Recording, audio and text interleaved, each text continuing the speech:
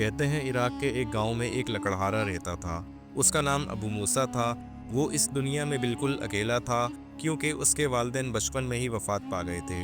ابو موسیٰ کا واحد سہارا اس کی محنت تھی۔ وہ جنگل میں لکڑیاں کاٹ کر بیچتا اور گزر بسر کرتا۔ زندگی مشکل ضرور تھی مگر وہ صابر اور شاکر انسان تھا۔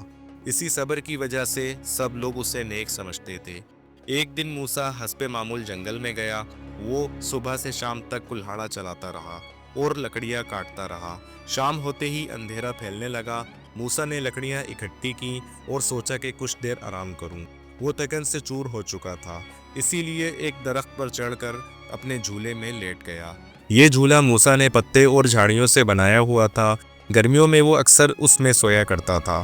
آج بھی وہ ٹھنڈی ہوا کے جھونکوں کے ساتھ سو گیا۔ سورج غروب ہو گیا اور جنگل پر گھپ اندھیرا چھانے لگا۔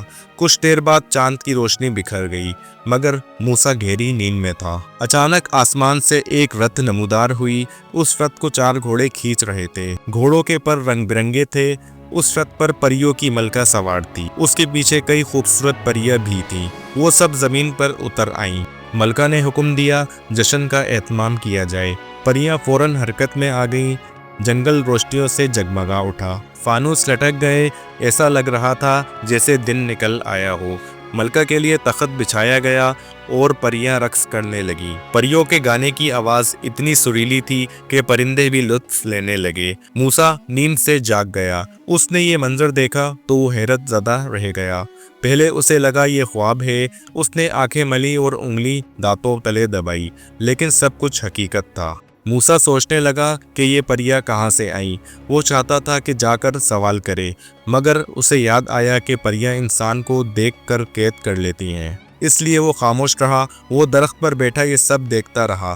آدھی رات تک ناچ گانا جاری رہا۔ پھر اچانک ملکہ کھڑی ہوئی۔ اس نے دونوں ہاتھ بلند کر کے حکم دیا شہزادہ نکول کو پیش کیا جائے۔ چند پریاں ایک شہزادے کو لے کر آئیں۔ اسے درخت سے باندھ دیا گیا اور سزا شروع کرنے کا اعلان ہوا۔ ایک پری نے کوڑا اٹھایا اور شہزادے پر مارا۔ اس کی چیخ نکل گئی۔ پھر دوسرا، تیسرا اور چوتھا کوڑا برسایا گیا۔ ہر کوڑے پر شہزادہ تڑپ اٹھا۔ موسیٰ یہ سب برداشت نہ کر سکا۔ اس کے دل میں رحم جاگا۔ موسیٰ فوراً درخت سے نیچے اترا۔ وہ سیدھا ملکہ کے سامنے جا کھڑا ہوا۔ پریاں چیخنے لگیں، آدم ذات، آدم ذات۔ ملکہ نے غصے میں کہا تو کون ہے؟ موسیٰ نے کہا میں ایک غریب لکڑہارا ہوں۔ یہ ظلم دیکھ کر خاموش نہ رہ سکا۔ ملکہ کی آنکھوں میں آنسو آ گئے۔ وہ بولی تم مجھے سنگدل لگتے ہو، لیکن یہ شہزادہ میرا اپنا بیٹا ہے۔ پرستان کا قانون ہے کہ غلطی کرنے والا کوئی بھی ہو سزا پاتا ہے۔ یہ دنیا کی طرح نہیں کہ امیر بچ نکلے اور غریب پھنس جائے۔ ہمارے ہاں سب برابر ہیں۔ موسیٰ نے ادب سے کہا لیکن آخر غلطی کیا تھی؟ ملکہ نے آہ بھری اور کہا اس نے ایک دیو کو شاہی موتی دے دیا۔ یہ موتی پرستان کی طاقت ہے۔ اب اگر میں مر گئی تو وہ ظالم سبز دیو حکمران بن جائے گا۔ اس کی حکومت تباہی لے آئے گی۔ ملکہ نے مزید کہا اس لیے اسے ہر چاندنی رات 15 کوڑے لگائے جاتے ہیں۔ یہ ہمارے قانون کی سزا ہے۔ موسیٰ نے سوچا اور پوچھا کیا سب پریاں مل کر دیو سے موتی واپس نہیں لے سکتی؟ ملکہ نے جواب دیا وہ بہت ظالم اور طاقتور ہے، اس تک پہنچنا آسان نہیں۔ ملکہ نے بتایا کھنڈرات میں ایک بھوتنی رہتی ہے، جو کوئی اس کے سوال کا جواب نہ دے سکے وہ اس کا خون پی جاتی ہے۔ اگر جواب صحیح دے دیا جائے تو وہ راستہ دکھاتی ہے۔ یہ سن کر موسیٰ گہری سوچ میں پڑ گیا۔ اس نے دل ہی دل میں عزم کر لیا۔ موسیٰ بولا ہمارا دین کہتا ہے کہ مظلوم کی مدد کرو۔ میں وہ موتی واپس لا کر رہوں گا۔ ملکہ نے حیرت سے کہا وہ تمہیں مار ڈالے گا۔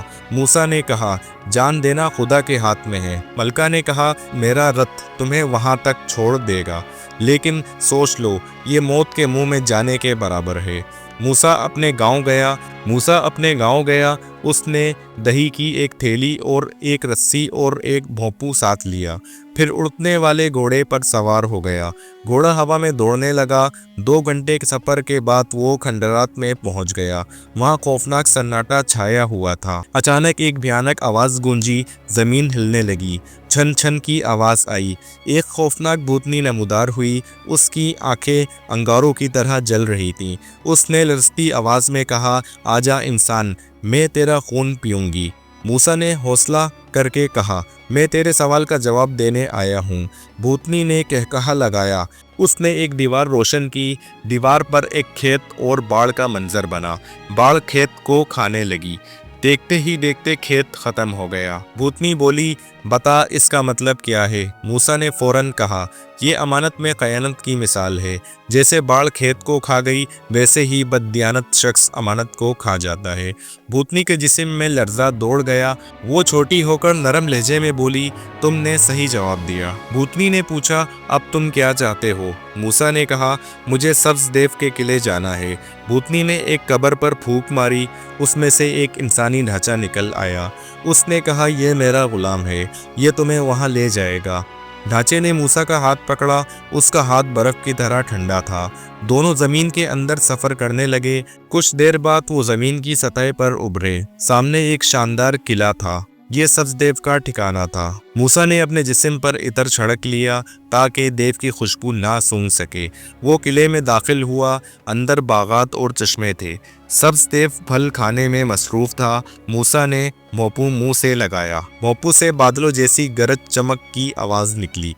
मूसा बोला, ए सब्ज देव, अदब से खड़ा हो जा, हम कोहे काफ के बादशाह आए हैं। सब्ज देव घबरा गया। वो समझा कोई बड़ा देव आ गया है। वो फौरन खड़ा हो गया। सब देव बोला, तुम्हारे पास क्या सबूत है? मूसा ने रस्सी फेंक दी। देव ने टटोला और दिल में कांप उठा। उसे लगा कि ये वाकई बहुत बड़ा देव है।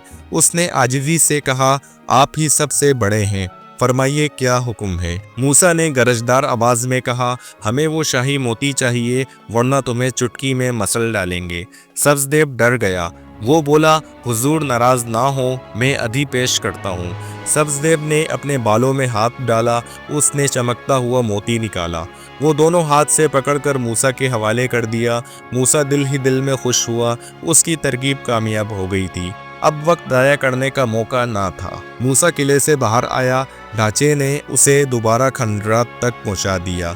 वहाँ परियों की मलका इंतज़ार कर रही थी। मूसा ने मोती उसे दे दिया। मलका खुशी से नाचने लगी। शहजादा नकूल ने उसका शुक्रिया अदा किया। मलका ने कहा, ए मूसा, तुमने परिस्तान को बचा लिया। परियों ने मूसा को खजाना दिया। हीरे जवाहरात उसके कदमों में ढेर हो गए। अब मूसा गरीब लकड़हारा ना रहा। वो शहर का सबसे अमीर शख्स बन गया। परियों ने इज्जत व एहतराम के साथ उसे घर पहुंचाया। मूसा ने फिर कभी लकड़ियां काटने का काम ना किया। इसके पास सब कुछ था, लेकिन वो हमेशा शुक्र करता रहा। उसने दौलत को गुरूर ना बनाया। वो गरीबों की मदद करता रहा। उसकी नेक नियति मज़ीद बढ़ गई। उम्मीद है आपको ये कहानी पसंद होगी। अगर आपको ये कहानी पसंद आई है तो हमारे इस चैनल को ज़रूर सब्सक्राइब करें और हमारी इस वीडियोस को लाइक करें। आपका ये स्टोरी देखने का बहुत बहुत शुक्रिया।